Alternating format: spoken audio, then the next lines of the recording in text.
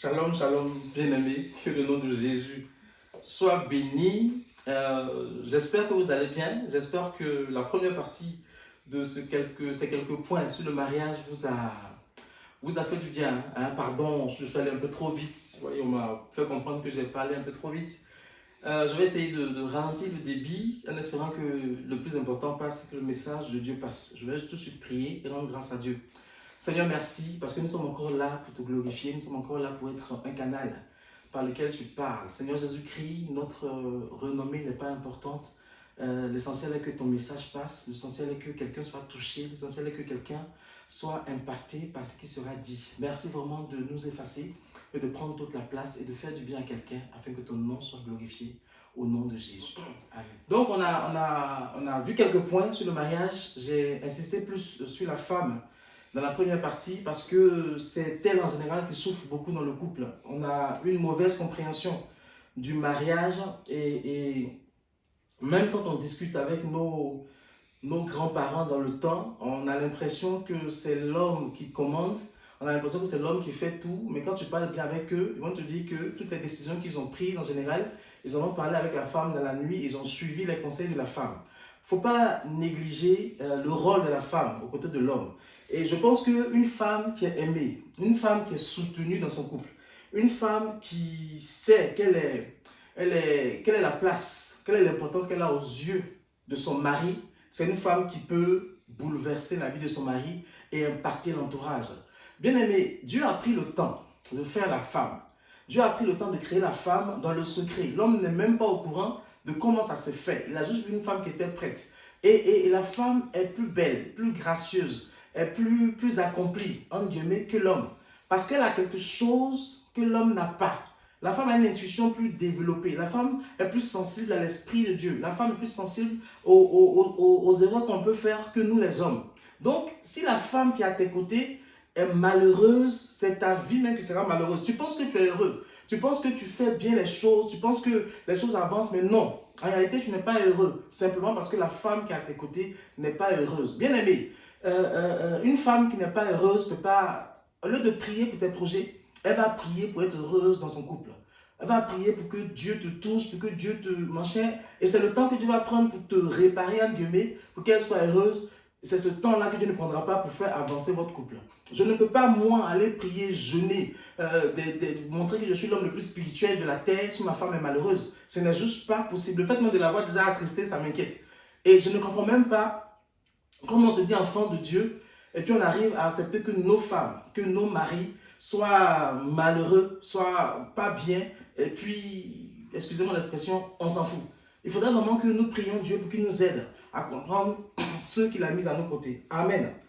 Et donc, le premier point, c'était ça, c'était accepter sa place, d'être à sa place. La deuxième chose, c'est vraiment se soucier des sentiments de l'autre.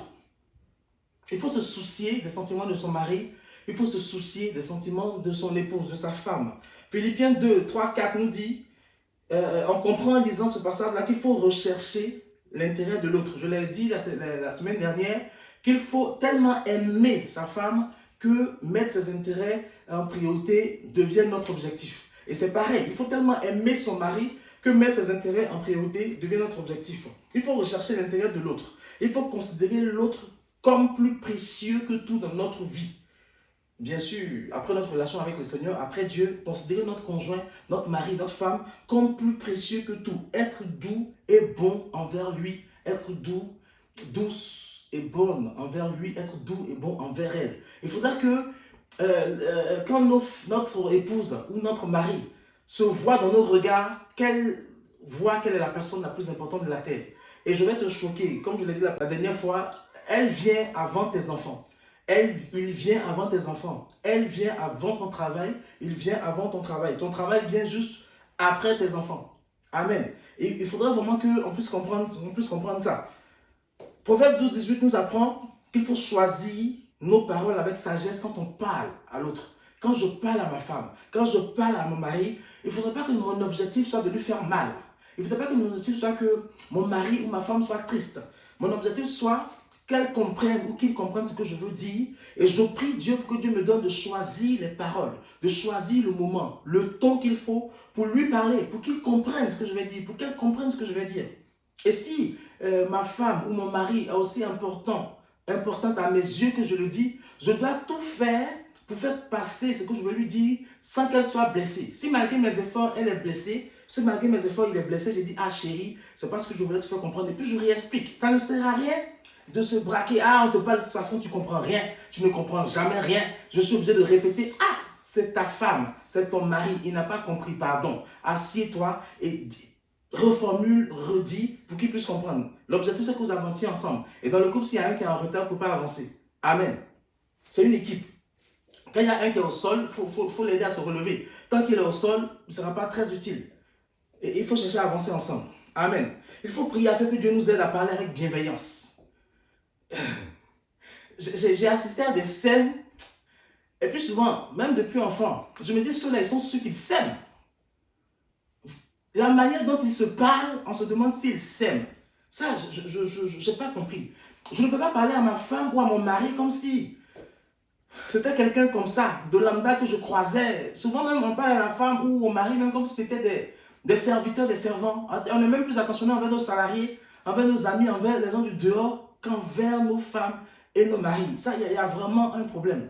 Imagine un instant Dieu qui se préoccupe plus des gens qui ne croient pas en lui que des gens qui sont ses enfants. Il y a un souci. Il faut faire attention. Avant de discuter des choses importantes pour notre couple, il faut toujours prier afin que Dieu aide à rester calme et ouvert d'esprit. Évitez de parler à l'autre comme si c'était votre enfant à qui vous voulez apprendre quelque chose. Bien-aimé, tu ne sais pas plus que ta femme, elle ne sait pas plus que toi, sauf dans ton domaine de compétence. Mais dans le couple, là, vous êtes ensemble. Vous êtes ensemble. Donc, tu ne vas pas venir juste lui dire, chérie, on fait ça, point. Ou mon époux bien-aimé, on fait ça, point. Non.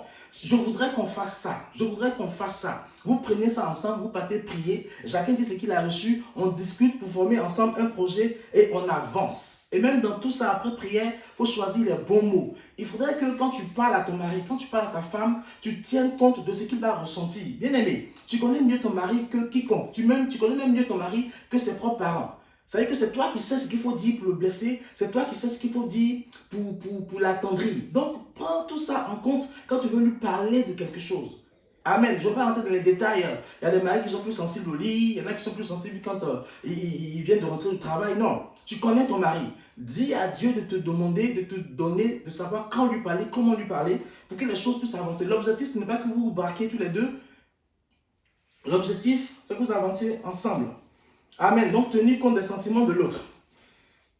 En troisième point, j'aimerais parler du fait que mon couple est mon équipe. Notre couple est une équipe. C'est notre équipe. C'est mon équipe. Je rappelle que marié avec le conjoint, on ne forme qu'une seule chair, selon Matthieu 19, 3.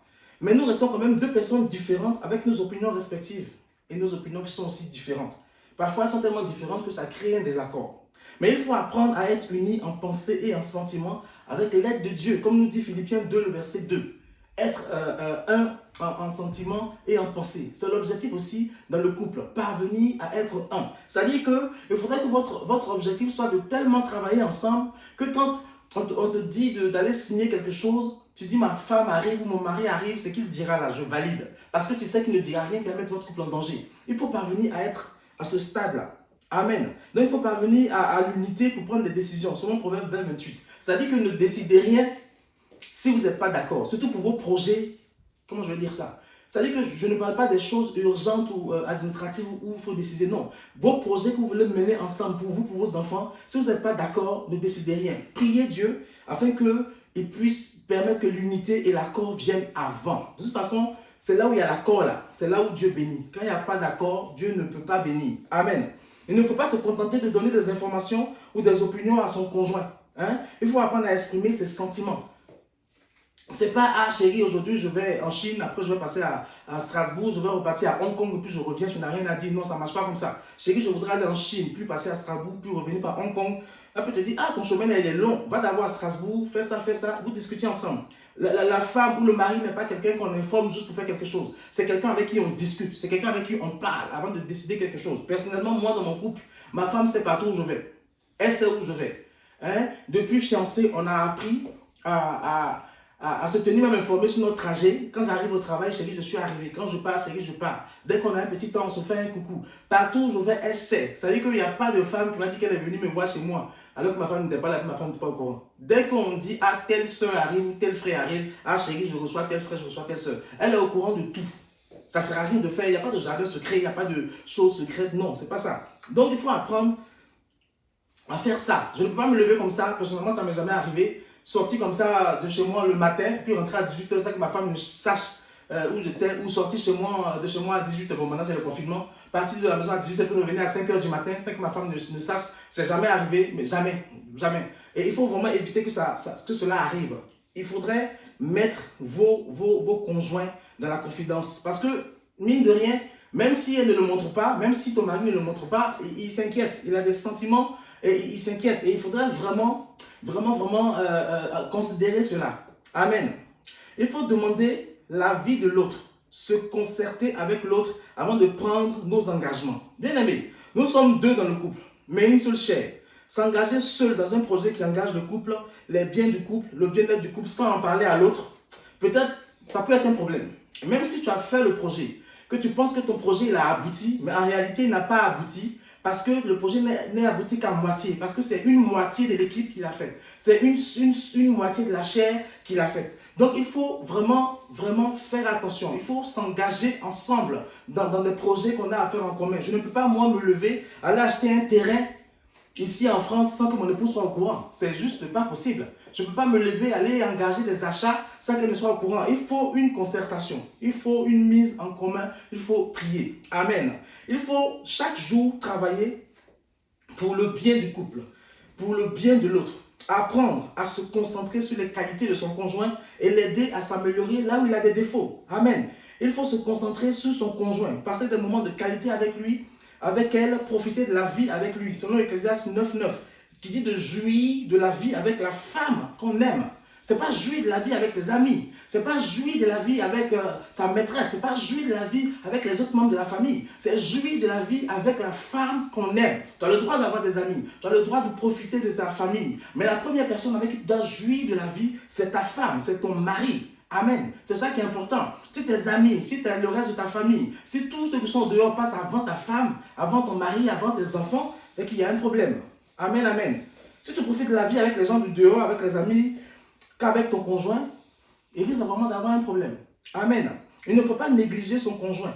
Il ne faut pas négliger sa femme. Il ne faut pas négliger son mari. Mais chercher les moyens de rendre sa femme heureuse, son mari heureux. Faire comprendre à son conjoint qu'on a besoin de lui. Il faut penser en nous et non en jeu. Quand on est marié, quand on est une équipe, on pense en nous et non en jeu. L'équipe de France en 2018 a gagné la Coupe du Monde. Pas parce qu'ils étaient meilleurs que les autres. Honnêtement, ils n'étaient pas vraiment meilleurs que les autres. Mais ils ont gagné ça parce qu'ils ont appris à jouer en équipe. Ils ont appris à compter sur les talents de l'autre. Donc quand moi je suis dans mon équipe, que je pense toujours je vais faire ci, je vais faire ça, il y a un problème. Si ce n'est pas le nous qui prend la place, c'est qu'on a un problème. Amen. Préserver son cœur et ses pensées. S'il y a une fille, s'il y a une soeur, s'il y a une copine, s'il y a une camarade, un ami qui te prend la tête, parce que quand tu vois cette personne-là, c'est tout ton corps qui tremble. Quelque chose est en train de naître, bien aimé, coupe la relation. Préserve ton cœur, préserve tes yeux, préserve tes sentiments, coupe la relation. Il faut cesser toute relation qui mettrait mal à l'aise ton mari ou mal à l'aise ta femme. Quand il y a toute relation, je parle des relations amicales, bizarres, là, qui peuvent créer des situations compliquées dans le couple. Il faut arrêter ça. Amen. Amen, amen. Donc aujourd'hui, je vais m'arrêter sur ça, pour cette partie-là.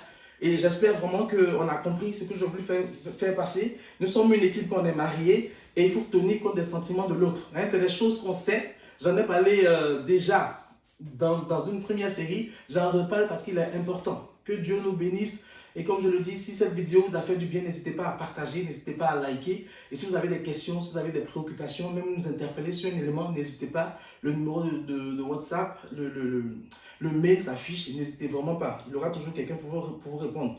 Donc on va se retrouver la prochaine fois pour la vidéo suivante. Je pense que ça sera la dernière, ou ça sera encore 2 autres. Mais en tout cas, que Dieu nous bénisse. On va essayer d'aborder comment régler les problèmes dans le couple la prochaine fois. On va vraiment essayer.